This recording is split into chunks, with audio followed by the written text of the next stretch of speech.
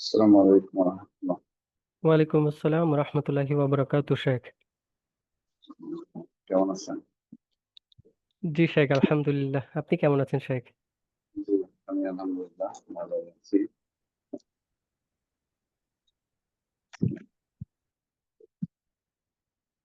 তো সময় হয়ে গেছে সম্ভবত, আমরা শুরু করতে পারি তাহলে।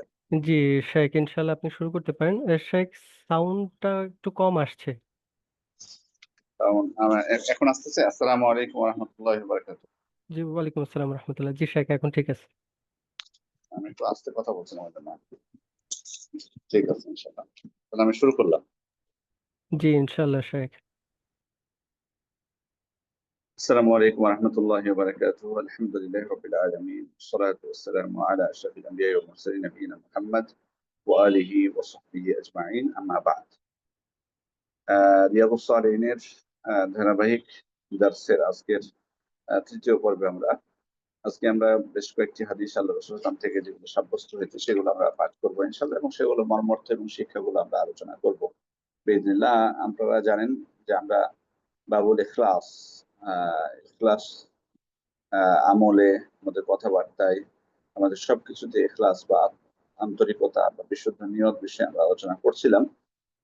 আজকের যে হাদিসগুলো তার মধ্যে প্রথম হাদিসটি হচ্ছে وعن أبي هريرة رضي الله عنه قال قال رسول الله صلى الله عليه وسلم إن الله لا ينظر إلى أجسامكم ولا إلى صوركم ولكن ينظر إلى قلوبكم وأعمالكم. رواه مسلم. প্রথম হাদিসটি আবু হুরায়রা রাদিয়াল্লাহু থেকে বর্ণিত, যার নাম ছিল আব্দুর রহমান ইবনে সাখর রাদিয়াল্লাহু আনহু। তিনি বলছেন যে আল্লাহ রাসূল সাল্লাল্লাহু আলাইহি ওয়াসাল্লাম বলেছেন, আল্লাহ তাআলা তোমাদের শরীর অথবা তোমাদের চেহারা বা আকৃতির দিকে দেখেন না, ওয়ালাকিন ইয়ানজুরু ইলা কুলুবিকুম ওয়া আমালিকুম, কিন্তু তিনি দেখেন তোমাদের অন্তর এবং তোমাদের আমল। হাদিসটি ইমাম মুসলিম বর্ণনা করেছেন। হাদিসটি ইমাম মুসলিম বর্ণনা করেছেন। আহ এই হাদিসে আল্লাহ রাসূল সাল্লাল্লাহু আলাইহি ওয়াসাল্লাম যেটা বোঝাতে চেয়েছেন সেটা হলো যে আল্লাহ তাআলা মানুষের শরীরের দিকে দেখেন না, যে আসলে আহ মানে সে আসলে সুন্দর নাকি কুৎসিত, বড়, তার অনেক লম্বা নাকি খাটো, বড় নাকি ছোট, পাতলা নাকি মোটা, অথবা সে কি সুস্থ নাকি অসুস্থ। আবার আমলের দিকে, সম্পদের দিকে, মালের দিকেও তিনি দেখেন না। আহ, মানে তার কতটুকু মাল আছে, সম্পদ আছে, এটাও তিনি দেখেন না। তাহলে তিনি কি দেখেন?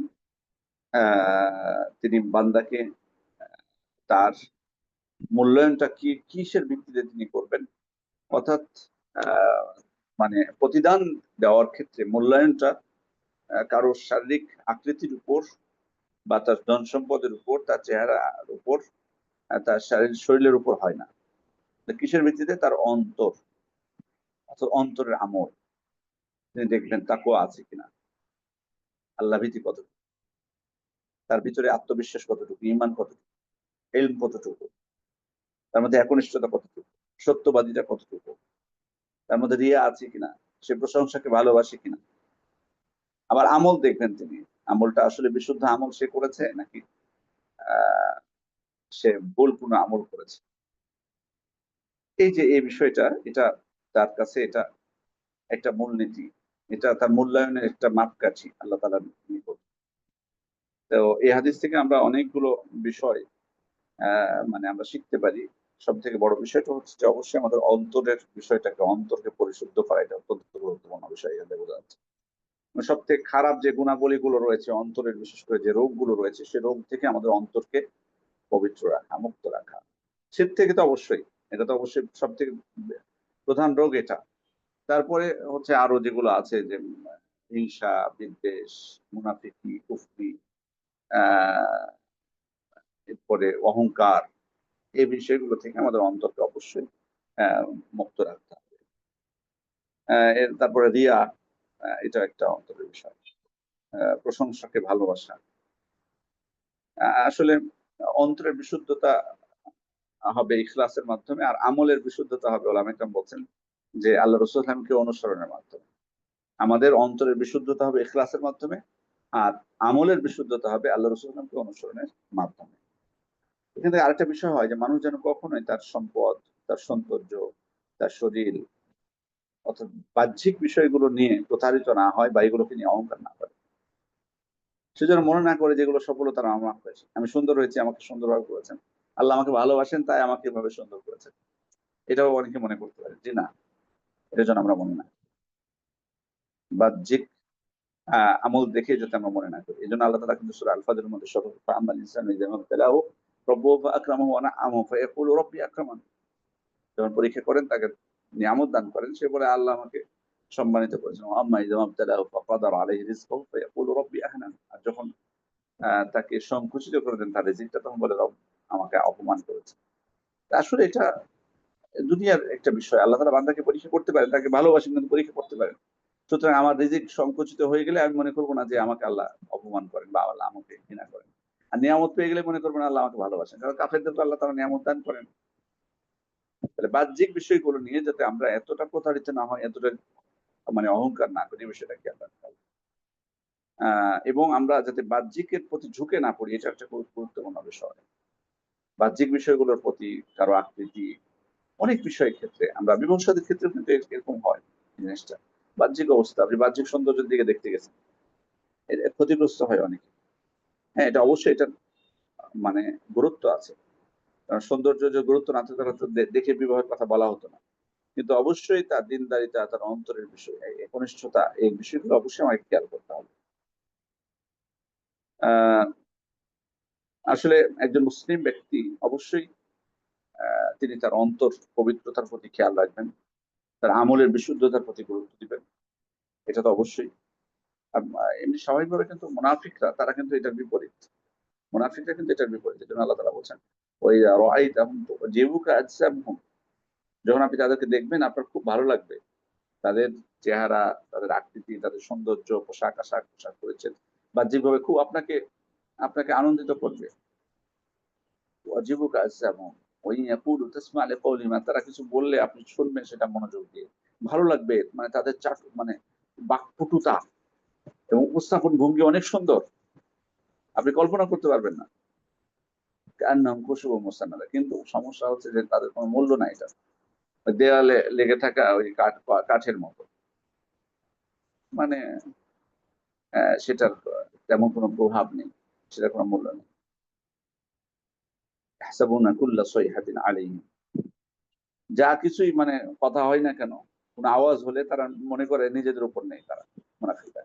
কেন নেই? কারণ তারা তো আসলে অপরাধী। তারা তো জানে বাহ্যিকভাবে তারা ইসলাম প্রকাশ করছে কিন্তু অন্তরে তাদের ইসলাম নেই। এইজন্য ওই যে একটা কথা বলে আমাদের প্রবাদ বাক্য, চোরের মন পুলিশ পুলিশ। এজন্য তারা সব কথা নিজের উপর নিয়ে নেয়। বর্তমান যুগের মুনাফিকগুলো তাই। আমি খেয়াল করেছি। নিজের ক্ষেত্রে নিয়ে নেয় তারা। আপনি বলবেন না হয়তোবা তাদের ব্যাপারে, তারপরেও নিজের। মোদ্দা কথা হচ্ছে যে মুসলিম ব্যক্তি অবশ্যই তার কখনোই তার চরিত্রে তার অন্তরের একটা আর বাইরে তার বিপরীত হবে, এটা যেন না হয়। অন্তরেরটাই তিনি বাইরে প্রকাশ করবেন। সুতরাং আমাদের অন্তরের উপরে আল্লাহ তাআলা যাচাই করবেন। সুতরাং বাহ্যিক আপনি যত বেশি পোশাক-আশাক দিয়ে আপনার বাকপটুতা দিয়ে, কথার সৌন্দর্য দিয়ে মানুষকে আপনি প্রতারিত করেন না কেন বা বাহ্যিকভাবে প্রকাশ করেন না কেন যে আপনি সবথেকে বড় ঈমানদার, কিন্তু আল্লাহ তাআলা কিন্তু আপনার এই বাকপটুতাকে মূল্যায়ন করবে না।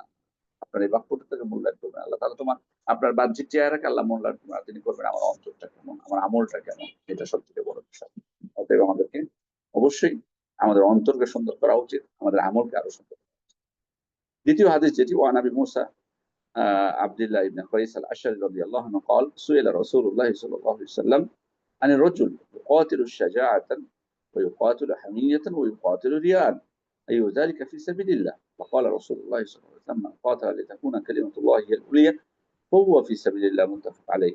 হাদিসটি ইমাম বুখারী এবং মুসলিম বর্ণনা করেছেন। আবু মুসা আল-আশআরী রাদিয়াল্লাহু আনহু, আব্দুল্লাহ ইবনে কাইস যার নাম, তিনি বলছেন এক ব্যক্তি আল্লাহর রাসূল সাল্লাল্লাহু আলাইহি ওয়াসাল্লামকে জিজ্ঞেস করলেন যে কেউ যদি তার বীরত্ব প্রদর্শনের জন্য যুদ্ধ করে অথবা তার অন্ধ পক্ষপাতীদের জন্য তার গোত্রের পক্ষে যুদ্ধ করে, মানে হক কি বাতিল সেটা দেখার বিষয় না, অথবা কেউ যদি নিজের সুনাম অর্জনের জন্য, লোককে দেখানোর জন্য যুদ্ধ করে, এই যে তিন প্রকার ব্যক্তি, এটা কোনটা আল্লাহর পথে যুদ্ধ বলে বিবেচিত হবে?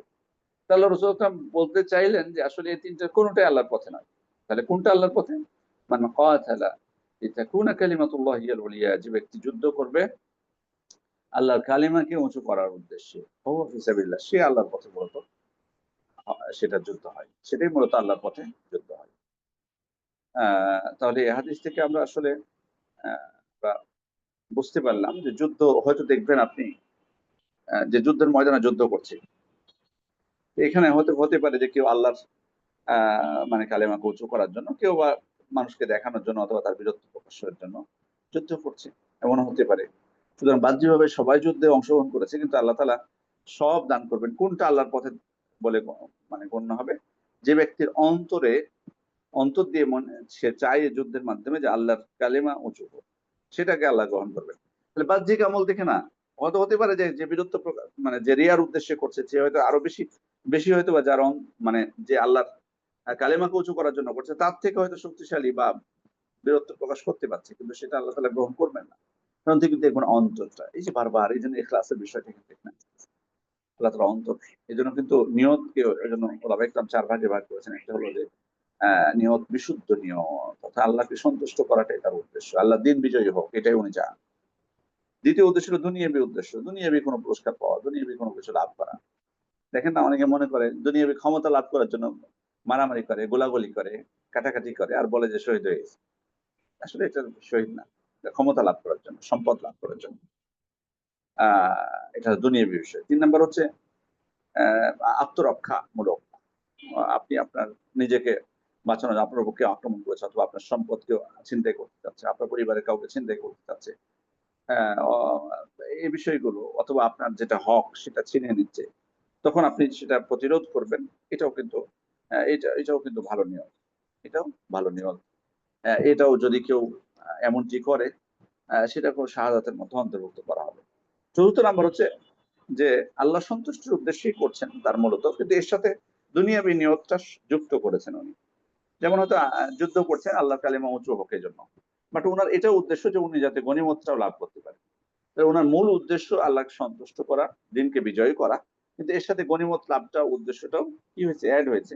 তাহলে এটা কোনো ক্ষতি করবে না। তাহলে এটা কোনো ক্ষতি করবে না যদি দুনিয়াবী কোনো উদ্দেশ্য। এটা আমরা গত দিনেও আলোচনা করেছি যে এজন্যই নবী রাসূলগণ তাদের দাওয়াতের ক্ষেত্রে দুনিয়াবী বিষয়টাকেও তারা গুরুত্ব দিয়েছেন, বলেছেন যে দুনিয়ায় তোমাদের এটা হবে, ওইটা হবে, উপকার হবে।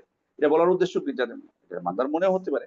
মূল উদ্দেশ্য যাতে দুনিয়াটা না হয়, বরং অবশ্যই আল্লাহর সন্তুষ্টিটা মেন উদ্দেশ্য হয়, এর সাথে দুনিয়াবী বিষয়টা যদি অর্জন করতে পারেন। আহ এরপরের যে হাদিসটি সেটি হচ্ছে ওয়ান আবি বকর নুফাই ইবনে আল-হারিস الثقفي أن النبي صلى الله عليه وسلم قال إذا التقى المسلمان بسيفيهما فالقاتل والمقتول في النار. قلت يا رسول الله هذا القاتل فما بال المقتول؟ قال إنه كان حريصا على قتل صاحبه متفق عليه. এই হাদিসটি ইমাম বুখারী, মুসলিম, ইমাম নিসাই, আবু দাউদ, ইবনে মাজাহ, ইমাম আহমদ তারা বর্ণনা করেছেন। এই হাদিসে যেটি আমরা দেখলাম যে আল্লাহ রাসূল বলছেন যখন দুইজন মুসলিম তরবারি নিয়ে তারা লড়াই করবে, তখন হত্যাকারী এবং নিহত দুইজনে দোজখে যাবে। দুইজন মুসলিম তাদের তরবারি হাতে নিয়ে তারা যুদ্ধ করছে, লড়াই করছে। এখানে তখন একজন আরেকজনকে হত্যা করে ফেলেছে। তো আল্লাহ রাসূল বলছেন যে হত্যাকারীও জাহান্নামে যাবে, যাকে হত্যা করা হয়েছে সেও জাহান্নামে যাবে। সাহাবায়ে কেরাম আশ্চর্য হলেন, আল্লাহ রাসূল হত্যা যে করেছে সে জাহান্নামে যাওয়াটাই স্বাভাবিক, তার বিষয়টা আমাদের কাছে স্পষ্ট। কিন্তু নিহত ব্যক্তি, তার অপরাধটা কি? তখন আল্লাহ রাসূল বলছেন যে সেও তো তার সঙ্গীকে ইন্নাহু কানা হারিসান আলা কতলি সাহিবিহি, সে এখন নিহত হয়েছে, যে কোনো কারণে হোক তার সঙ্গীর কাছে পরাজিত হয়েছে। বাট সে তো আসলে তাকে হত্যা করতে চেয়েছিল। তারও তো দৃঢ় ইচ্ছা ছিল, যেন লড়াই করছে। ও তো আর এমন না যে দাঁড়িয়েছিল বা ঘুমিয়েছিল বা বসেছিল, ওকে এসে হত্যা করেছে। বিষয়টা তো এমন না। সেও তাকে হত্যা করার জন্য লড়াই করছে, ও লড়াই করছে। এর মধ্যে একজনের উপর আরেকজনের উপর বিজয় হয়েছে। তো দুইজনই দৃঢ় প্রতিজ্ঞা ছিল যে আরেকজনকে হত্যা করবে। এজন্য দুইজনই জাহান্নামে যাবে। এজন্য দুইজনই জাহান্নামে যাবে। এটা অত্যন্ত গুরুত্বপূর্ণ একটি হাদিস। এটাও এই যে দেখুন, স্বাভাবিকভাবে উনি নিহত হওয়ার পরেও তিনি জাহান্নামে যাচ্ছেন, কারণ তার নিয়তটা ছিল কি আরেকজনকে হত্যা করাটা। এজন্য এজন্য যদি কোনো ব্যক্তি কোনো এখান থেকে একটা বিষয় আমরা শিখতে পারি যে কোনো খারাপ কাজ, কোনো পাপ করার দৃঢ় ইচ্ছা পোষণ করে ফেলেন, দৃঢ় ইচ্ছা যদি পোষণ করে ফেলেন, এমনকি তার মাধ্যমগুলোকে গ্রহণ করে ফেলেন, কিন্তু কোনো কারণে নাও হয় সে পাপটা, তবুও সে পাপী হবে, তবুও সে পাপী। আমি আবার বলছি, কোনো ব্যক্তি যদি দৃঢ় প্রতিজ্ঞা করে ফেলেন কোনো পাপ করার জন্য এবং মাধ্যমও গ্রহণ করে ফেলেন, কিন্তু কোনো কারণে হয়তোবা তিনি পারলেন না, সেক্ষেত্রে উনি পাপী হবেন। কোনো ব্যক্তি ধরুন কোন খারাপ কাজ করার উদ্দেশ্যে রওনা হয়েছে, মাঝে বাইক অ্যাক্সিডেন্ট করে ফেলেছে, তো সে কিন্তু দৃঢ় প্রতিজ্ঞা করেছে, ওই জন্য তো বের হয়েছে, এবং মাধ্যমও গ্রহণ করে ফেলেছে, সেখানে যাচ্ছে, এটা মাধ্যম, কিন্তু বাধাগ্রস্ত হয়েছে, অ্যাক্সিডেন্ট হয়ে গেছে, মারা গেছে, কিন্তু সে পাপী হবে, তার পাপ বহন করতে হবে, এটা হাদিস থেকে বোঝা যাচ্ছে। এরপরে হচ্ছে হত্যা করাটা, একজন মুসলিমকে হত্যা করাটা কত মারাত্মক অন্যায়, সেটা এই হাদিস থেকে বোঝা যাচ্ছে। আল্লাহ রাসূল কত সতর্ক করেছেন যে তারা জাহান্নামে যাবে। 3 নম্বর বিষয় হচ্ছে যে মুরতাকিবুল কাবীরা, অর্থাৎ কাবিরা গুনাহ যে ব্যক্তি করবে, শুধুমাত্র কাবিরা গুনার কারণে তাকে তাকফীর করা যাবে না, কারণ এখানে একজন আরেকজনকে হত্যা করার জন্য, এটা কাবিরা গুনাহ, চেষ্টা করতেছে, কিন্তু আল্লাহ রাসূল কি বলেন, ইযাল তাকাল মুসলিমান, দুইজন মুসলিম কি করবে, একজন আরেকজনকে হত্যা করার জন্য লড়াই করবে, তাহলে দুইজনকে মুসলিম বলেছেন, তারা কিন্তু এই হত্যা করার কারণে বা লড়াই করার কারণে তারা কাফের হয়ে যায়নি।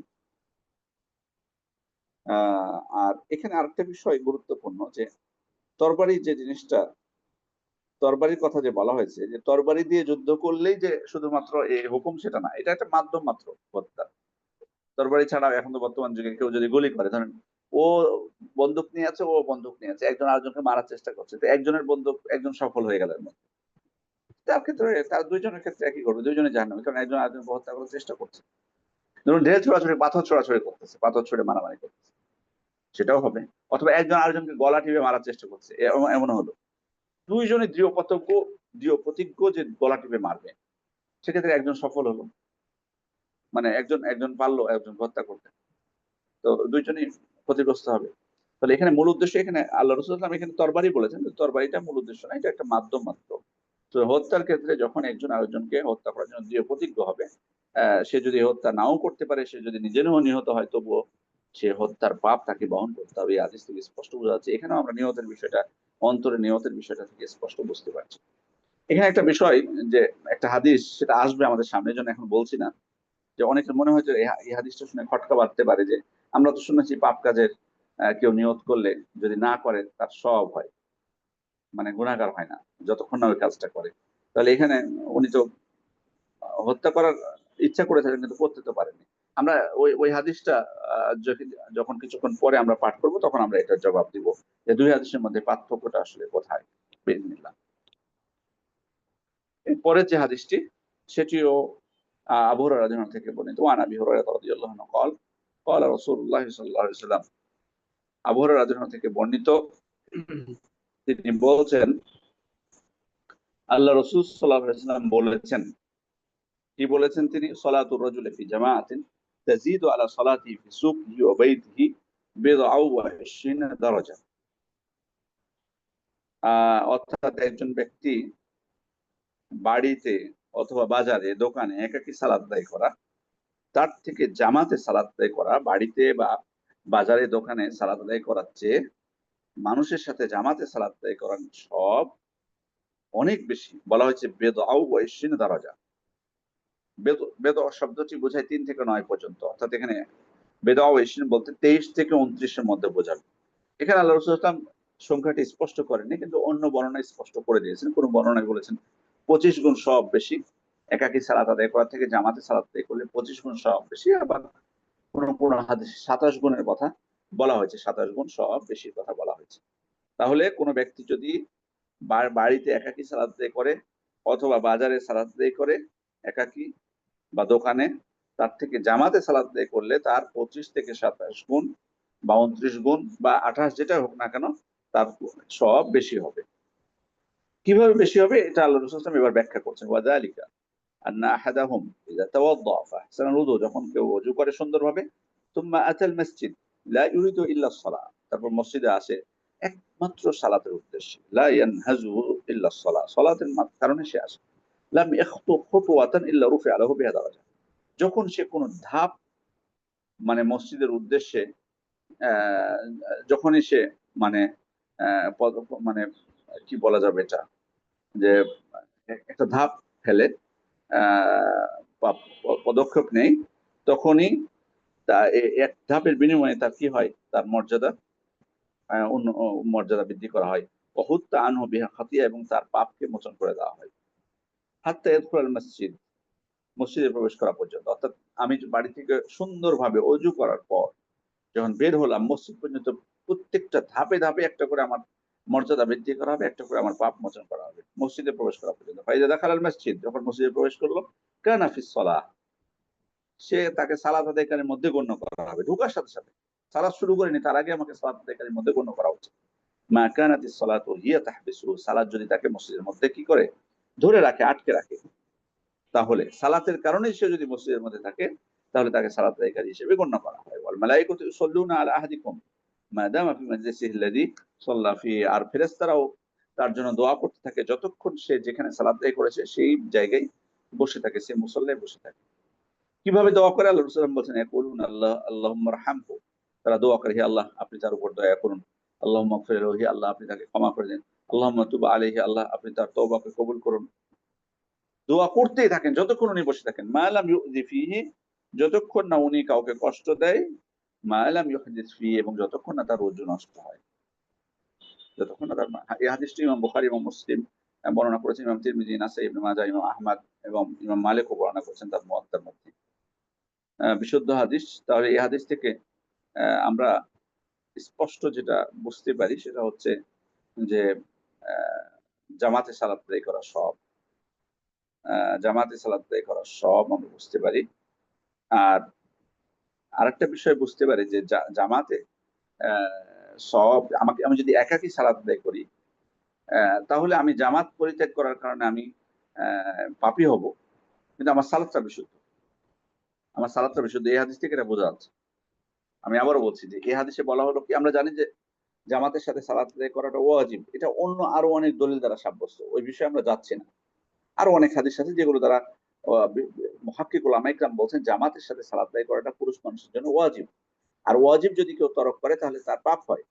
সেক্ষেত্রে জামাতের সাথে কেউ সালাত আদায় না করলে তার পাপ হবে ঠিক, ওয়াজিব তরক করার কারণে, কিন্তু তার সালাত যে হবে না সেটা না। কারণ এই হাদিসে বোঝা যাচ্ছে, এখানে বলা হচ্ছে একাকী সালাত আদায় করার চেয়ে জামাতে সালাত আদায় করলে 25 গুণ বা 27 গুণ নাকি বেশি। তাহলে অবশ্যই একাকী সালাত আদায় করা বিশুদ্ধ, নাহলে কিন্তু বলা হতো না যে একাকী সালাত আদায় করা থেকে জামাতে সালাত আদায় করা নাকি বেশি।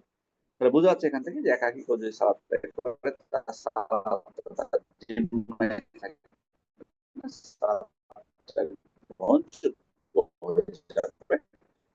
কিন্তু তিনি যে একটা ওয়াজিব বিনা কারণে তিনি ওজোর ছাড়াই তিনি ওয়াজিব পরিত্যাগ করলেন, সেজন্য দায়িত্ব যে বান্দার জন্য করবে। অনেক দায়িত্ব আল্লাহ তাআলা তাদেরকে দিয়েছেন, এবং তারা আল্লাহ বিশেষ সৃষ্টি, যারা আল্লাহ তাআলা সবসময় আনুগত্যে নিয়োজিত আমরা জানি। কিন্তু তাদের বড় দায়িত্বগুলোর মধ্যে একটা হচ্ছে বান্দার খেদমতে তারা নিয়োজিত, দুনিয়াতে এবং আখিরাতেও আমরা জানি অনেক প্রমাণ আছে। কিন্তু তার মধ্যে এটা একটা যে তারা বান্দার জন্য কি করবেন, দোয়া করবেন তারা আন্তরিকভাবে। এরপরে হাদিসে বোঝা আছে যে অজু করে মসজিদে যাওয়া ফজিলত প্রমাণ। অজু করে মসজিদে যাওয়া, বাড়ি থেকে অজু করে, এটা অনেক ভাইদেরকে আমি দেখেছি, খেয়াল করেছি, তার মানে ইচ্ছাকৃত হবে, তার সুযোগ আছে, বাড়িতে পানি আছে, সবকিছু আছে, উনি বাড়ি থেকেই বের হচ্ছেন, বাট মসজিদে যে অজু করা, এটা অনেকের অভ্যাস। আমি গ্রাম অঞ্চলেও বিশেষ করে এটা দেখেছি। আসলে এটা কিন্তু আমার সম্মানিত ভাইদের কাছে অনুরোধ থাকবে, এই জিনিসটা আপনারা করবেন না। কারণ দেখুন, এখানে কিন্তু মসজিদে যাওয়ার ক্ষেত্রে বা জামাতে সালাত আদায় করার ক্ষেত্রে যে ফজিলতের কথা বাড়তি বলা হয়েছে, সেখানে কিন্তু বলা হয়েছে যে বাড়ি থেকে অজু করে বের হবে। আমি যদি বাসা থেকে বের হয়ে অজু করে, তাহলে কিন্তু আমি সবটা আহ পাবো। এই জন্য আমাদের অনুরোধ থাকবে যে বাসা থেকে অজু করে বের হয়, এবং এটার মর্যাদা প্রমাণিত হচ্ছে। আহ এরপরে হচ্ছে যে লাস্টে যেটা বলা হলো যে এই যে এত ফজিলত, ফেরেশতারা দোয়া করবেন বা তিনি সালাত আদায়কারীর মধ্যে গণ্য হবেন যতক্ষণ মুসল্লায় তিনি। আর একটা বিষয় বলে দিই, মুসল্লায় বসে থাকা বলতে একেবারে হুবহু যে স্থানে সালাত আদায় করছেন ওখানে বসে থাকতে হবে এমনটা শর্ত না। মানে আমি যেখানে সালাত পড়লাম সেখানে বসে আছি, একটু নড়াচড়া করা যাবে না, এটা কিন্তু না। বরং আমি যে মুসল্লায় বা যে মসজিদে সালাত আদায় করেছি ওখানে বসে থাকলে যথেষ্ট। আপনি যদি কিছুটা আপনার জায়গা চেঞ্জ করেন তবুও কোনো অসুবিধা নেই। যদি অনেক ওলামা ইকরাম বলেছেন যে ওই জায়গায় বসে থাকলে বেশি উত্তম, কিন্তু এই বিষয়ে সঠিক বক্তব্য হলো কেউ যদি নড়াচড়া করে, জায়গা পরিবর্তন করে, এতে কোনো আশা করা যায় যে সওয়াবের ক্ষেত্রে ঘাটতি হবে না, আশা করা যায়। তাহলে এখানে একটা শর্ত হচ্ছে কি যে আমাকে মুসল্লায় বসে থাকতে হবে। আর একটা হচ্ছে যে আমি যাতে কাউকে কষ্ট না দিই, কোনোভাবে যাতে কষ্ট না পাই। যে সমস্ত কারণে মানুষরা কষ্ট পায়, ফেরেশতারাও কিন্তু ওই সমস্ত কারণে কষ্ট পায় না। মালায়েকা তাতাআজ্জা মিম্মা ইয়াতাআজ্জা মিনহু বানু আদম। বনু আদম যাতে কষ্ট পায়, ফেরেশতারাও সেটাতে কষ্ট পায়। সুতরাং আপনি বসে থাকবেন ঠিক, কিন্তু আপনি ধূমপান করে গেছেন মসজিদে, নাউযুবিল্লাহ মিন যালিক। তো এটা তো অবশ্যই কষ্ট পাবে। আপনার পাশে যে আছে সে অবশ্যই কষ্ট পাবে। খুবই বৃষ্টি গন্ধ এটা। আল্লাহ রাসূল সাল্লাল্লাহু আলাইহি ওয়াসাল্লাম যেখানে হালাল খাবার, যেটাতে গন্ধ আছে, পেঁয়াজ, রসুন, সেটা খেয়ে মসজিদে যেতে বারণ করেছেন, সেখানে হারাম যেটা একেবারে, যাদের মানে উম্মাহ ইজমা, ঐক্যমত এই ধূমপানের বিষয়ে। যদিও কিছু মানে পথভ্রষ্ট আলেম নামের কলঙ্ক তারা এটাকে জায়েজ বলা, মাকরুহ বলার চেষ্টা করেছে, কিন্তু আসলে সঠিক কথা হচ্ছে যে এখানে, এবং এ ব্যাপারে উম্মতের ইজমা, ঐক্যমত দাদা, যেটা হারাম। এই হারাম খেয়ে মসজিদে যাওয়া এটা তো আরো বিষয়। বৃষ্টি গন্ধ, মানুষ কষ্ট পায়, সাথে সাথে ফেরেশতারাও কষ্ট পায়। সুতরাং শর্ত হচ্ছে অবশ্যই কেউ যেন কষ্ট না পায়। এরপর হচ্ছে মা লাম ইউহদিস ফিহি, যতক্ষণ না ওযু নষ্ট হয়। ওযুর বিষয়টা হলো যে এটা তো আমাদের নিজের ইয়াতে নেই। তবে যদি আপনি ওখানে বসে থাকতে চান, ওযু করে আবার পুনরায় সেখানে ফিরে আসেন, ইনশাআল্লাহ আশা করা যায় সওয়াব আমরা পাবো বিইজনিল্লাহ। তাহলে এখানে খেয়াল করে দেখুন, এই যে সালাতের বিশেষ করে যে বিষয়টা আমরা বললাম যে বৃদ্ধি পাবে, এখানে কিন্তু অন্তরের বিষয়টাও কিন্তু একটা নিহত। অন্তরের বিষয়টাও কিন্তু নিহত আছে। মানে নিহিত আছে। অন্তরের বিষয়টাও নিহিত আছে। কারণ এখানে যে বলা হলো বাড়তি সালাত, বাড়তি যে সব দান করা হবে, এখানে অবশ্যই ইখলাসের গুরুত্বটাও প্রাধান্য পাবে। জামাতের সাথে সাথে ইখলাসের যে ধরুন আমিও জামাতে পড়লাম, আপনিও পড়লেন। সেক্ষেত্রে এখানে বলা হয়েছে যে বেদউ ওয়া ইশরুন, মানে 23 থেকে 29 এর মধ্যে সব। তো কারো হয়তো 25 হতে পারে, কারো 27 হতে পারে। জামাতে ২ জনই পড়েছে। পার্থক্যটা তাহলে বিষয় হলো অন্তরের। অন্তরের উপর এবং আমলের সৌন্দর্যের উপর নির্ভর করবে সেটা। আমলের উপর এবং অন্তরের উপর নির্ভর করবে। আহ এরপরের যে হাদিসটি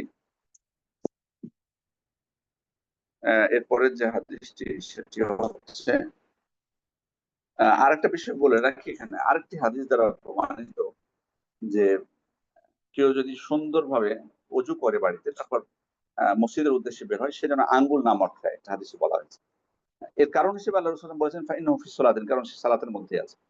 ওই হাদিস দ্বারা আবার প্রমাণিত হয় যে বাড়ি থেকে বের হওয়ার পরই একজন ব্যক্তিকে সালাত আদায়কারী হিসেবে গণ্য করা হয়। তাহলে এই হাদিসে আমরা বুঝলাম মসজিদে ঢোকার পর সালাত আদায়কারী গণ্য করা হয় যতক্ষণ না বের হয়। আবার ওই হাদিসে প্রমাণিত হয় বাড়ি থেকে বের হলেই তাকে সালাত আদায়কারী হিসেবে গণ্য করা হয়। এর পরের হাদিস যেটা আমরা জানবো, যেটা সে হাদিস বলার পূর্বে একটা বিষয় আপনাদের দৃষ্টি আকর্ষণ করছি আমি।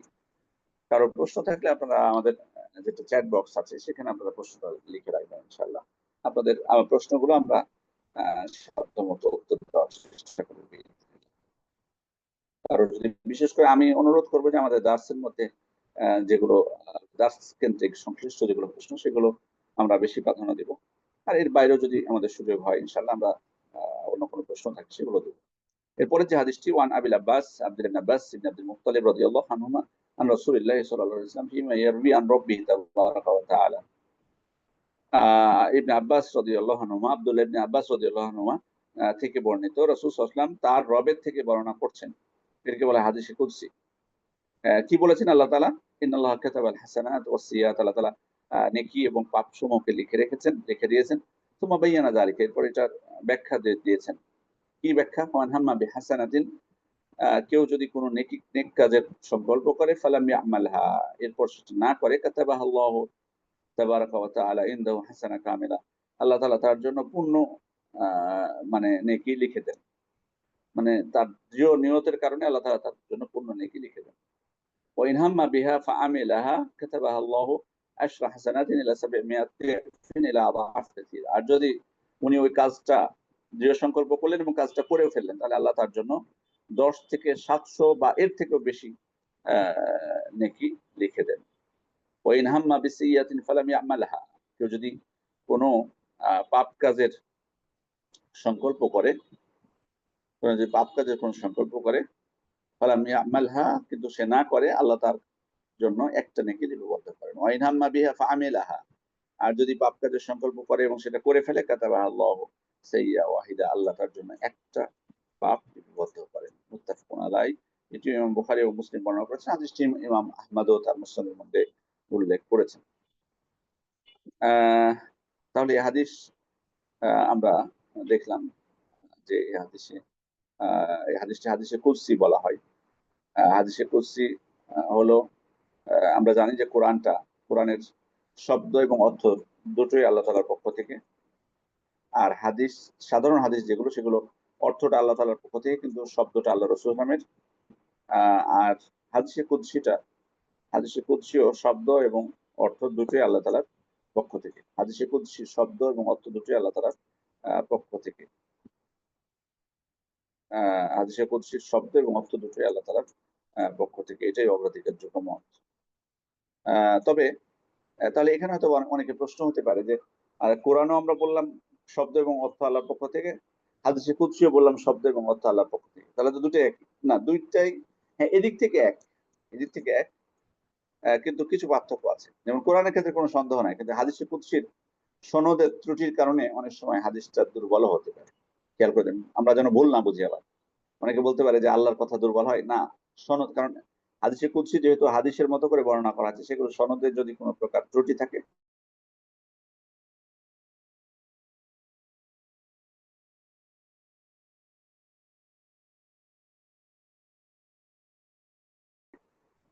সেটার ক্ষেত্রে অগ্রহণযোগ্য হতে পারে। শোনা যাচ্ছে আমাকে? জি শেখ, শোনা যাচ্ছে। জি।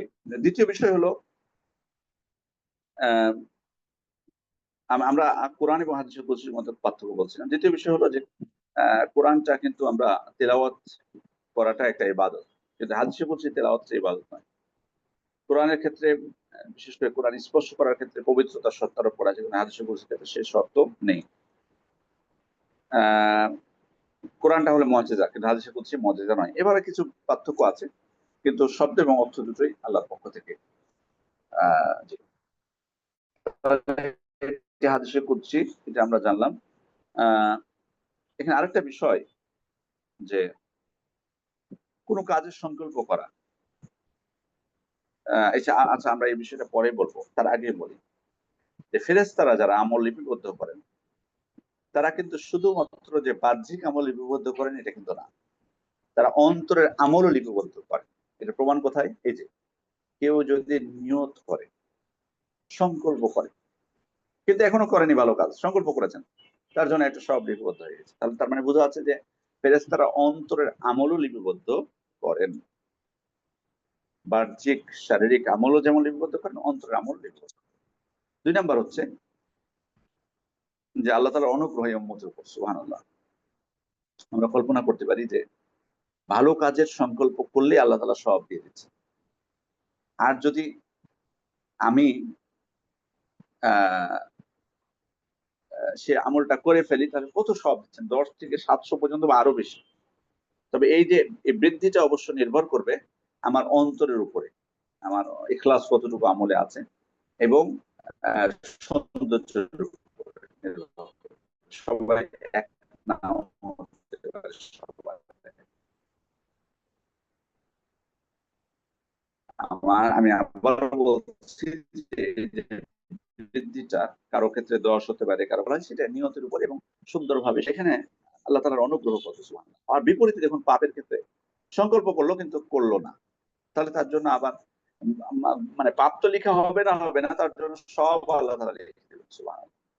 আবার একটা পাপ করলে শুধু একটা পাপই লেখা হবে, মানে তার যে 10 গুণ বৃদ্ধি করে দেওয়া হবে বা না, হচ্ছে না এটা। তাহলে এখান থেকে বুঝতে পারি আল্লাহ তাআলা কত অনুগ্রহ করেছেন এই উম্মতের উপর, আহ যে এক্ষেত্রে আমাদেরকে ছাড় দেওয়া হয়েছে। আমরা যদি যতক্ষণ কাজটা আমরা না করতে পারি, ততক্ষণ পর্যন্ত সেটাকে আমাকে কি করা হচ্ছে না, সেটা আমাকে গণ্য করা হচ্ছে না। আহ এখানে আরেকটা বিষয়, যে কয়েকটা বিষয় এখানে আছে, সেটা হচ্ছে যে শুধুমাত্র আমার মানে অন্তরে আসলে একটা আমলের কথা, উম, মানে দান করা যায়, অথবা উমরা করা যায়। উমরা করলে ভালো হয়, উমরা করতে পারি কিনা। এই যে এটা কিন্তু শুধুমাত্র আমার অন্তরে মানে শুধুমাত্র এসেছে, মানে আমি কিন্তু এখনো সংকল্প করে ফেলিনি। সংকল্প কিন্তু হয়ে জানি যে আমি উমরা করবো এই সামনের মাসে, এটা কিন্তু হয়নি। বরং কি হয়েছে, উমরা করা যায়, করলে ভালো হয়, সামনের মাসে ছুটি আছে তো। কিন্তু যখন আমি এখনো সংকল্প করিনি, আমি যখন সংকল্প করে ফেলবো তখন সেটা আমার আমল হিসেবে গণ্য হবে বা এর সব লেখা হবে তখন। তাহলে শুধুমাত্র খাতেরা যেটা, মানে অন্তরে জাগ্রত হয়ে যায় শুধুমাত্র, কিন্তু আমি সংকল্প করিনি, অন্তরে জাগ্রত হয়েছে শুধু, সংকল্প করেন, সংকল্প করলেই নাকি হবে। আরেকটা বিষয় যে আমরা কিছুক্ষণ আগে একটা হাদিসে পড়ে আসলাম যে দুইজন যুদ্ধ করছে, একজন আরেকজনকে মারার চেষ্টা করছে, একজন আরেকজনকে মারলো, দুইজনে জাহান্নামে। তো আল্লাহ রাসূল দুইজনকে জাহান্নামে বললেন সেখানে।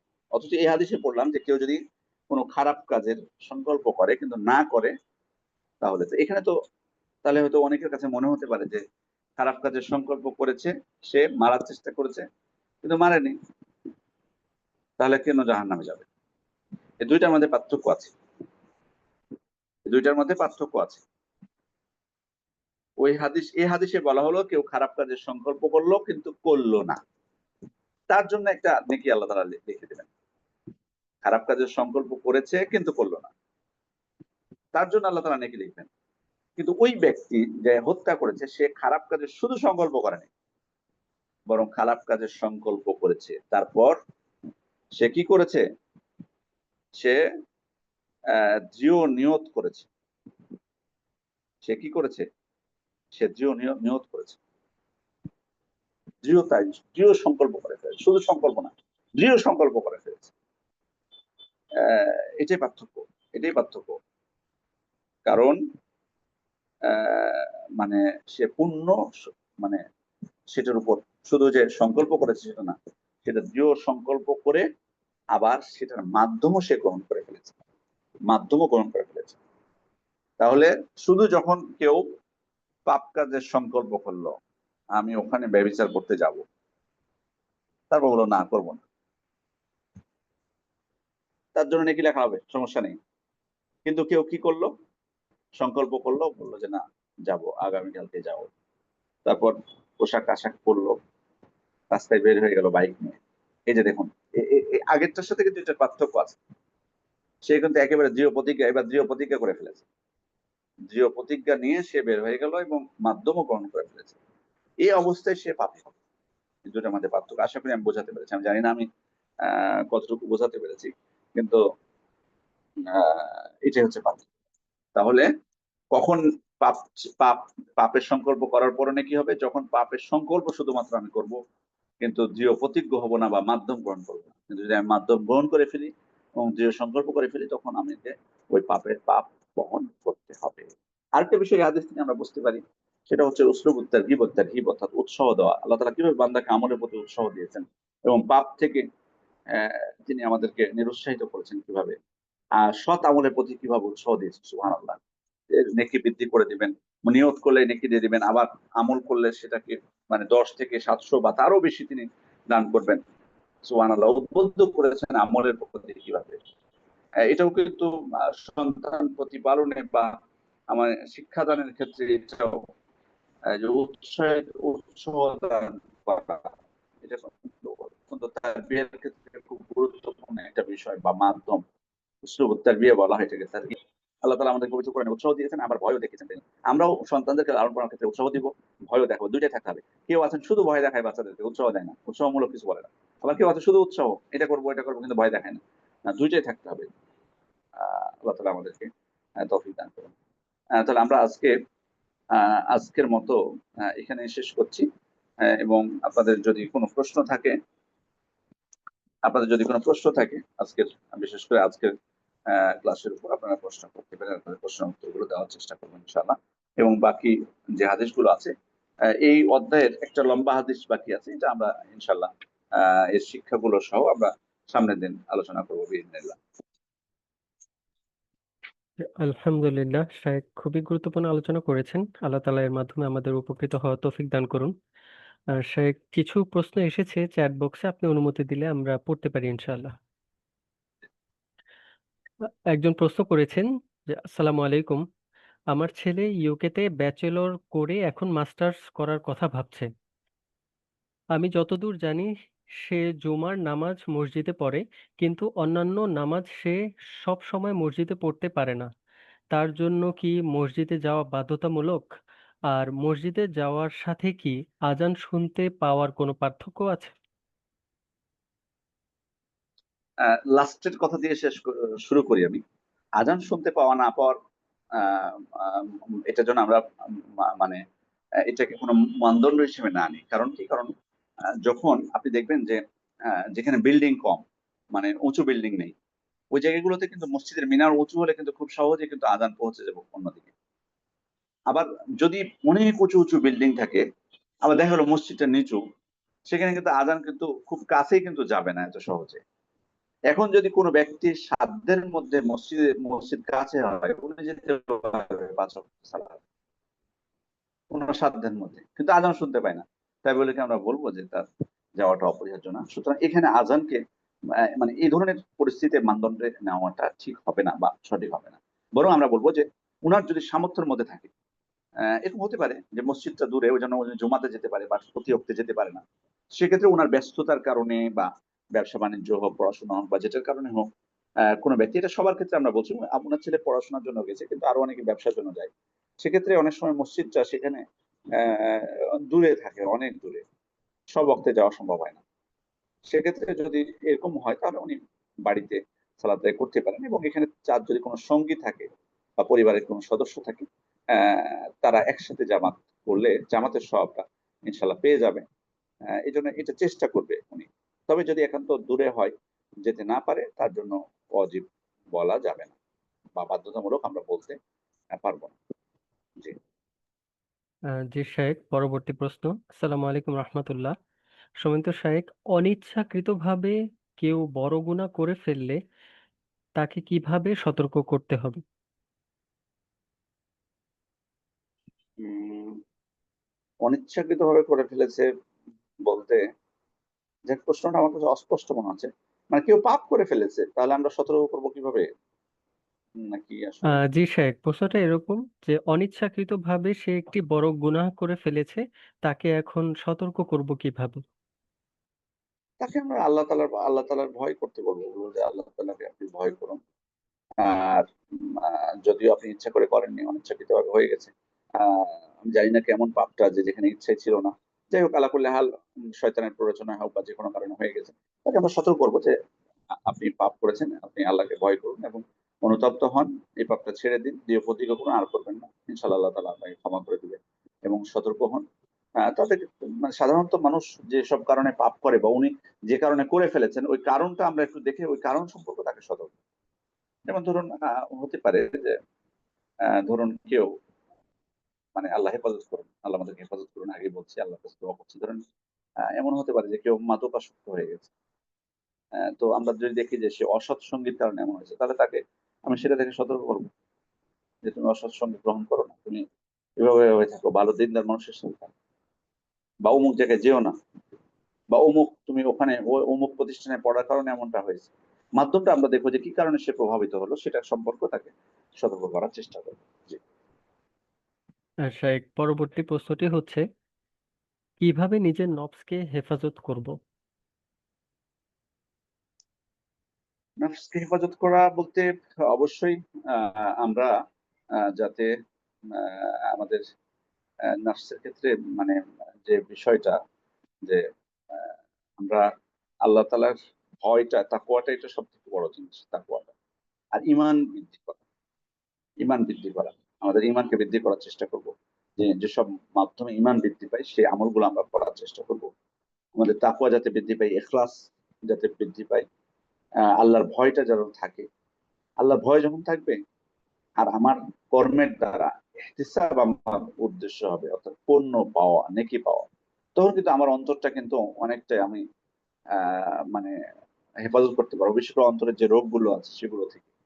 এই জন্য আল্লাহ তাআলার ভয়, এটা সব থেকে বড় বিষয়। অহংকার যেন আমার মনের মধ্যে কখনোই না আসে, হিংসা বিদ্বেষ না আসে, বরং আমার মনে রাখতে হবে যে আমি আমার কর্মের ফল আমি পাবো, এবং আমি ততটুকুই পাবো যতটুকু আল্লাহ তাআলা আমার জন্য লিপিবদ্ধ করে রেখেছেন। এই জন্য ইমানের এই যে তাকদীরের প্রতি ইমান, সার্বিক ইমানের বিষয়গুলো, ইমানটা যদি আমি বৃদ্ধি করি, আমার ইমানটা বৃদ্ধি করি, আমার ইলমটা বৃদ্ধি করতে হবে, আমার কোরআনের সাথে সম্পর্কটা বৃদ্ধি করতে হবে, তবে আমার অন্তরকে হেফাজত করতে হবে কোরআন। কারণ কোরআন হচ্ছে অন্তরের কি চিকিৎসা বা ওষুধ।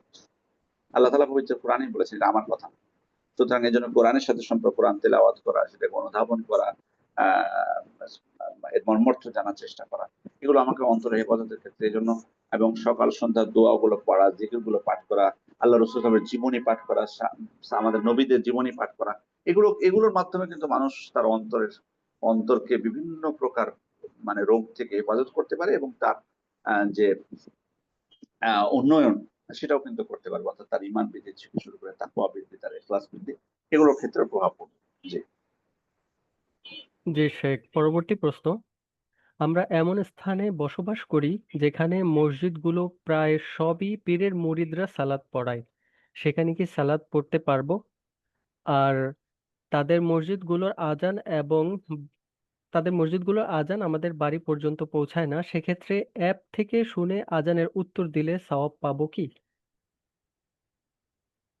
না, অ্যাপে যেটা থাকে এটা তো রেকর্ডিং আজান, এটা তো রেকর্ডিং আমার জানা মতে। লাইভ আজান না, লাইভ যদি হয় আপনি উত্তর দিবেন, লাইভ যদি হয় আজান সেটা আপনি উত্তর দিতে পারেন, যেটা সরাসরি হচ্ছে। বাট যেটা রেকর্ডিং আজান সেটার জবাব দেওয়ার প্রয়োজন নেই, সেটা জবাব দেওয়ার প্রয়োজন নেই। আজানের জবাব আমি যখন আজান শুনতে পাবো তখন দিব, আর শুনতে না পেলে কোনো অসুবিধা নেই, তখন তো আমাকে দিতে হবে না। তবে লাইভ যদি আপনি ফোনে কোনো আজান শুনতে পান সেটার জবাব আপনি দিতে পারবেন, এবং ইনশাল্লাহ আজানের জবাব দেওয়ার যে সওয়াবটা সেটা আপনি পাবেন। আর আপনার প্রথম প্রশ্ন যেটা আপনি বলেছেন যে পীরের মুরিদ, এখানে দেখতে হবে আসলে, মানে আসলে তো আমাদের দেশের অবস্থা খুবই খারাপ। বিশেষ করে যারা পীর মুরিদি বা এগুলোতে বিশ্বাস করে তাদের মধ্যে বড় বড় শিরক এবং কুফরি আছে। সেক্ষেত্রে মানে, এবং মানে ব্যক্তির ক্ষেত্রে প্রচন্ড গুলু, সীমা লঙ্ঘন, বাড়াবাড়ি আছে। তো এবং তাদের আকীদার ক্ষেত্রে যদি আপনার মনে হয় যে তাদের মধ্যে বড় কুফরি, বড় শিরক বিদ্যমান, তাহলে খবরদার যাবেন না সেখানে। আর যদি আপনার মনে হয় তাদের ক্ষেত্রে যে না, কেউ কারো থেকে একটু ভালো আছে আমাদের দেশে, আপনারা জানেন, সেক্ষেত্রে যদি মনে হয় আপনার যে বড় শিরক বা বড় কুফরি তাদের মধ্যে নেই, তাহলে তারা তো যেহেতু কাফের না বা মুশরিক না, সেহেতু তাদের পিছনে সালাত আদায় করা যেতে পারে। আল্লাহু আলাম। জি। হ্যাঁ জি শেখ, পরবর্তী প্রশ্নটি হচ্ছে, আত্মীয় স্বজন যদি দুনিয়াবি জিনিসের প্রতি মনোযোগ বাড়াতে সাহায্য করে, সেক্ষেত্রে কি তাদেরকে একটু অ্যাভয়েড করে চলা যাবে? জি, অবশ্যই। সবাইকে মানে আপনার আত্মীয়দের মধ্যে দুই ভাগ আছে। এক ভাগ হলো আত্মীয় মানে দিনদার, তাদেরকে দেখলে বা তাদের সাথে কথা বললে, তাদের সাথে সাক্ষাৎ করলে আপনার দিন বৃদ্ধি পায়, মানে আপনার ঈমান বৃদ্ধি পায়, আপনার আমল বৃদ্ধি পায়, আপনি সৎ আমলে উৎসাহ বোধ করেন। তো তাদের সাথে আপনার সম্পর্কটা অবশ্যই বেশি করবেন। আর যাদের ক্ষেত্রে এমনটা হয়, তাদেরকে একেবারে সম্পূর্ণ সম্পর্ক ছিন্ন করবেন না, তবে অবশ্যই সতর্কতার সাথে যে বিষয়ে আপনি ক্ষতিগ্রস্ত হবেন সেটার ক্ষেত্রে তাদেরকে অ্যাভয়েড করার চেষ্টা করবেন। জি। শেখ, পরবর্তী প্রশ্নটি হচ্ছে, ছেলেরা জামাতে নামাজ পড়লে 27 গুণ বেশি সওয়াব পাবে, মেয়েদের ক্ষেত্রে অধিক সওয়াব সম্পূর্ণ কোনো নামাজ আছে কি? দেখুন, এখানে একটা বিষয় মনে রাখি, আমি কিন্তু আমার আলোচনার মধ্যে বলি না যে ছেলেদের 25 গুণ সওয়াব বেশি হবে বা 27 গুণ। এটা কিন্তু বলি না। আমি বলেছি ছেলেদের জন্য ওয়াজিব। এটা একটা, আমি জানি, আমি হয়তোবা আপনি আমার কথার উপর ভুল বুঝেছেন, এটা আমি বলছি না, আমি সতর্কতা স্বরূপ বলছি। আমি বলেছি ছেলেদের মসজিদে জামাতের সাথে সালাত আদায় করাটা ওয়াজিব, কিন্তু 27 গুণ সব বেশি জামাতে, এটা ছেলেদের ক্ষেত্রে প্রযোজ্য, এ কথা আমি বলিনি, এবং আমি এই কথাকে সমর্থন করি না। বরং শরীয়তের যে কোনো নাস, সেটা কোরআন হোক হাদিস হোক, প্রাথমিকভাবে সেটা সবার ক্ষেত্রে প্রযোজ্য হবে, পুরুষ এবং নারী। পার্থক্য আমি করতে পারবো কখন, যদি নারীদের ক্ষেত্রে বিশেষ কোনো নাস আসে, যেটা ক্ষেত্রে তখন প্রমাণিত হবে যে আগের যে নাসটা সেটা পুরুষ এবং নারী উভয়ের ক্ষেত্রে নয়, বরং এটা শুধু পুরুষের ক্ষেত্রে। এরকম পার্থক্যকারী কোনো অতিরিক্ত যদি কোনো নাস আসে, তখনই আমি পার্থক্য করতে পারবো, তার আগে আমি পার্থক্য করতে পারবো না। বরং বলবো সবার ক্ষেত্রে এটা প্রযোজ্য। সুতরাং আল্লাহ রাসূল যেহেতু বলেছেন জামাতের সালাতের সব একাকী সালাতের থেকে 25 গুণ বা 27 গুণ বেশি, তার মানে আমাকে জেনে নিতে হবে এটা সবার ক্ষেত্রে প্রযোজ্য, পুরুষ নারী সবার ক্ষেত্রে প্রযোজ্য। আমি এটা পার্থক্য করে বলতে পারবো না যে এটা পুরুষের ক্ষেত্রে নারীদের ক্ষেত্রে নয়। কিসের ভিত্তিতে আপনি পার্থক্য করছেন? হ্যাঁ, আমি কথা আবার বলতে পারবো যে নারীদেরকে অনুৎসাহিত করা হয়েছে জামাতে যেতে, কারণ বলা হয়েছে কি, অবৈতুহুন্না খায়রুল লাহুন্না, বাড়ি তাদের জন্য উত্তম। কিন্তু উত্তম হওয়ার অর্থ কি এটা যে 25 গুণ আর 27 গুণের সব তাদের ক্ষেত্রে প্রযোজ্য না? না, এটা আমাদের বাড়তি গবেষণা হয়ে যাবে এটা যদি আমরা বলি। আমি আবারও বলছি, এটা অনেকে আমরা ভুল বুঝি। বাড়িতে নারীদের সালাত উত্তম এ কথার অর্থ না যে 25 গুণ বা 27 গুণ তাদের ক্ষেত্রে প্রযোজ্য না, অথবা 25 গুণ 27 গুণের থেকে বেশি তারা সওয়াব পাবে বাড়িতে পড়লে, এটাও না। বরং দেখুন, উত্তম জিনিসটা সবসময় সংখ্যার দিক থেকে হয় না। একটা জিনিস মনে রাখবেন, উত্তম জিনিসটা সবসময় সংখ্যার দিক থেকে হয় না। যেমন ধরুন, মানে মক্কায় যারা আছে বসবাস করে, মসজিদে হারামে সালাত আদায় করে অন্য মসজিদের তুলনায় 1 লক্ষ গুণ সওয়াব বেশি। তো সেখানে আল্লাহ রাসূল হাদিস নারীদের জন্য বাড়ি উত্তম। তাই বলে বাড়িতে সালাত আদায় করলে কি আপনি বলতে পারবেন যে তুমি 1 লক্ষ থেকে বেশি নাকি বাবা? না, এটা আপনি বলতে পারবেন না। বরং বলতে হবে আপনাকে 1 লক্ষ গুণ এটা নারী পুরুষ সবার ক্ষেত্রে প্রযোজ্য মসজিদে হারামে। আর নারীদের বাড়ি উত্তম, উত্তমের অর্থ এটা না যে 1 লক্ষ সংখ্যার দিক থেকে আপনি বলবেন, না, সংখ্যার দিক থেকে উত্তম এটা বলা হয়নি। উত্তম জিনিসটা সংখ্যার দিক থেকে সবসময় হয় না, বরং এখানে অনেক বিষয় থাকতে পারে। মসজিদে একজন নারীর যাওয়ার সুযোগ আছে, জামাতের ব্যবস্থা আছে, উনি গেলে আমরা বাহ্যিক দিক থেকে বলবো যে ওনার সব বেশি একাকী সালাত আদায় করার থেকে 25 বা 27 গুণ বেশি। কিন্তু বাড়ি ওনার জন্য উত্তম, এটা উত্তম কিসের দিক থেকে? তাই বলে কি যে 27-এর থেকে বেশি উনি নাকি পাবে, এটা এটা আমি ব্যাখ্যা করবো না। উত্তম মনে অনেক দিক থেকে হতে পারে। বাচ্চার লালন পালনের দিক থেকে, বাচ্চা তার পারিবারিক যে দায়িত্ব আল্লাহ তাআলা তাকে দিয়েছেন সেদিক, সে দৃষ্টিকোণ থেকে, তার পর্দার দিক থেকে, তার সতীত্বের দিক থেকে, অনেক কিছু দিক থেকে উত্তম হতে পারে। এই জন্য যে আমি, যেহেতু সংখ্যার ক্ষেত্রে আল্লাহ রসুল বলেননি যে 27-এর থেকে তার নেকি বেশি, সেহেতু আমি এই কথা বলতে পারবো না। এই পার্থক্যটুকু যেন আমরা বোঝার চেষ্টা করি। আল্লাহু আলাম। জি, শেখ, আপনি যদি অনুমতি দেন তাহলে আরো কিছু প্রশ্ন আমরা পড়তে পারি, যেহেতু অনেকগুলো প্রশ্ন এসেছে। পরের পরে। শেখ, পরবর্তী প্রশ্নটি হচ্ছে, বসবাসের জন্য কি অস্ট্রেলিয়ায় যাওয়া যাবে? স্থায়ী নয়, স্থায়ী নয়। আপনি ভিন দেশে যেতে পারেন, আপনি ইসলামের দাওয়াত দেওয়ার জন্য, অথবা ব্যবসা বাণিজ্যের জন্য, চিকিৎসার জন্য, অথবা এমন সাবজেক্ট পড়ার জন্য যেটা আমাদের দেশে বা মুসলিম দেশগুলোতে খুব বেশি শক্তিশালী নয়, কিন্তু এটা মুসলিম উম্মার জন্য উপকারী অনেক। এগুলো যেতে পারেন সাময়িক সময়ের জন্য, কিন্তু একেবারে সেখানে যে আপনি বসবাস করবেন, সেখানে ঘুমাবেন, সেখানে বংশ বিস্তার করবেন, মরবেন, আপনার প্রজন্ম সেখানে বড় হবে, এই উদ্দেশ্যে যেন আমরা অমুসলিম কাফের রাষ্ট্রগুলোতে না যাই। এটা এটা এটা আমরা খেয়াল করব, যেহেতু আল্লাহ রসুল ইসলাম মুশরিকদের মধ্যে যারা বসবাস করে তাদের থেকে নিজেকে মুক্ত ঘোষণা করেছেন। আল্লাহ রসুল ইসলাম যেহেতু মুক্ত ঘোষণা করেছেন, সেখানে আমাদের সতর্ক হওয়া উচিত। জি। জি, শেখ, পরবর্তী প্রশ্নটি হচ্ছে, রাতে সূরা মুলক যদি সালাতের মধ্যে পড়া হয় তাহলে কি তিলাওয়াতের ফজিলত পাওয়া যাবে, নাকি সালাতের বাহিরে তিলাওয়াত করতে হবে? এটা উদ্দেশ্য সালাতের বাইরে, উদ্দেশ্য সালাতের বাইরে উদ্দেশ্য। সূরা মুলক পড়ার যে ফজিলতের কথা বলা হয়েছে, এটার প্রাথমিক উদ্দেশ্য হচ্ছে সালাতের বাইরেই তেলাওয়াত করাটাই। এখন সালাতের মধ্যে যদি কেউ পড়ে, আল্লাহু আলাম, মানে তার তার তো সালাতের জন্য তিনি পড়লেনই, কিন্তু বিশেষ সব যেটা কথা বলা হয়েছে, এটা সালাতের মধ্যে নয়, এটা স্বাভাবিকভাবে। কারণ আমরা জানি যে অনেক সূরার তেলাওয়াতের ফজিলত বলা হয়েছে, কিন্তু ওটা সালাতের মধ্যে। সূরাতুল জুমআহ, সূরাতুল মুনাফিকুন, সূরাতুল আলা, সূরাতুল গাশিয়া, সূরাতুল সাজদা, সূরাতুল দাহার, মানে সূরাতুল ইনসান, আরো অনেক সূরা আছে যেগুলো সালাতের মধ্যে সাথে সম্পৃক্ত, আরো অনেক আছে আমভাবে এসেছে। আমভাবে যেটা এসেছে সেটা আমভাবেই গণ্য। জি। জি শেখ, পরবর্তী প্রশ্নটি, আহ, আমার শ্বশুর অনেক হাদিস অপছন্দ করেন, আমাকে ও আমার হাজবেন্ডকে অনেক কথা শোনান, অনেক সময় সহিহ হাদিসকে নিজ বাজে মন্তব্য করেন, এটাও বলেন যে এসব ভণ্ডামি কথা, নাউজুবিল্লাহ। আবার সে কিছুদিন পর পর নামাজ পড়েন। তার সাথে আমরা সম্পর্ক কম রাখলে বা দূরত্ব বজায় রাখলে গুনাহ হবে কি? আপনার বিষয়টা বলছি না, কিন্তু ছেলে, আপনার হাজবেন্ড হচ্ছে তার পিতার সাথে সদাচরণ করবে, সদাচরণটা অব্যাহত রাখবে। আর বেশি তর্ক বিবাদে না জড়িয়ে বরং তাকে আন্তরিকভাবে দোয়া করবেন তার জন্য, আল্লাহ যেন তাকে হেদায়েত দান করেন। আর তাকে সতর্ক করবেন, এবং হাদিস মানার অপরিহার্যতা সংক্রান্ত যে বইগুলো আছে, সুন্নাহ মানার অপরিহার্যতা সংক্রান্ত যে বইগুলো আছে, সেগুলো তাকে বেশি বেশি পড়তে দিবেন, তার উপর ছেড়ে দিবেন। দেখুন, বিব্রত হওয়ার কিছু নেই।